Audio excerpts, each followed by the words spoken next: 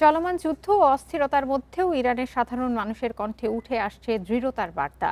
ব্যক্তিগত জীবনে নানা সংকট, ইন্টারনেট বিচ্ছিন্নতা, পরিবারে আতঙ্ক, সবকিছুর পরও তারা মনে করছেন এই লড়াই শুধুই টিকে থাকার নয়, বরং একটি নিরাপদ ভবিষ্যৎ গড়ার সংগ্রাম।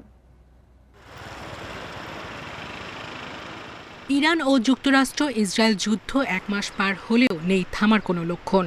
মধ্যপ্রাচ্যে অতিরিক্ত মার্কিন সেনা মোতায়েন এবং পাল্টাপাল্টি হামলায় যুদ্ধ আরও দীর্ঘ হতে যাচ্ছে বলে শঙ্কা বিশ্লেষকদের। তাদের মতে কূটনৈতিক সমাধানের সম্ভাবনা থাকলেও এখনও স্পষ্ট কোনো অগ্রগতি নেই।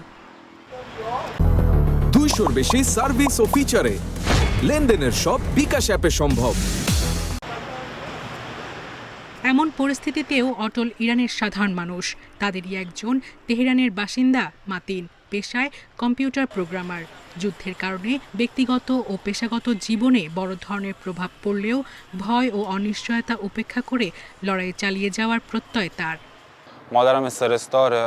কম্পিউটার প্রোগ্রামার হিসেবে ইন্টারনেট বন্ধ থাকায় অনেক সমস্যা হচ্ছে। তবুও আমরা এমন কিছুর জন্য লড়ছি যা সত্যিই মূল্যবান। আমরা লড়ছি নিষেধাজ্ঞা ঠেকাতে, এমন কিছুর জন্য যা আমরা বহু বছর ধরে সহ্য করে আসছি। আমার কাছে এসব বিষয় ইন্টারনেট সমস্যার চেয়েও বেশি গুরুত্বপূর্ণ। দেশের নিরাপত্তা নিশ্চিত না হওয়া পর্যন্ত যুদ্ধবিরতির পক্ষে নন এই তরুণ। জানান, জনগণের নিরাপত্তা ও ভবিষ্যৎ প্রজন্মের নিশ্চয়তার জন্য প্রয়োজনে জীবন দিতেও প্রস্তুত তিনি। আমরা এই যুদ্ধ শুরু করিনি, কিন্তু শেষটা আমাদেরই করতে হবে। যুদ্ধের কারণে মানুষ ভীত, কিন্তু বাস্তবতা হলো আমরা একটি ভালো ভবিষ্যৎ গড়ার জন্য লড়ছি। ভয় আমাদের অগ্রগতির পথে বাধা হতে পারবে না। প্রয়োজনে জীবন দিতেও আমি ভয় পাই না।